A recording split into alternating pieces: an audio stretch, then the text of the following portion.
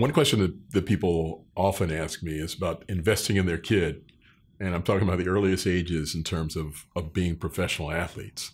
So you probably see this most often or think about it most often with the tennis or golf prodigy, the old kid photos of Tiger Woods, for example, or Earl Woods, invest in him early on. And people say, well, what are the odds of my kid being pro? One thing to know is there's actually some information available on that. The professional opportunities that exist at ncaa.org. There's actually a great table that appears and it's updated annually. And it's often kind of my big quiz question in speeches is, where do you have the greatest chance of being a professional? And the answer is baseball.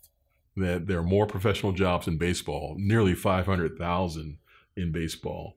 And if you pause for a minute, you wonder why. I mean, the reason is that there are so many semi-pro leagues, so many minor leagues that exist in baseball. So although there are a lot of jobs, there's not going to be high levels of pay for most of those jobs until you actually reach the majors.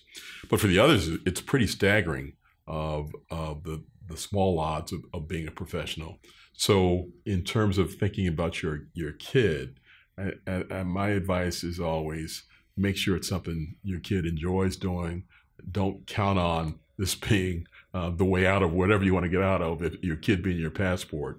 But if it's something that your kid's enjoying, it's one of the greatest things to support along the way and get all the other things that come along with participating in sport, all the other great life lessons that come.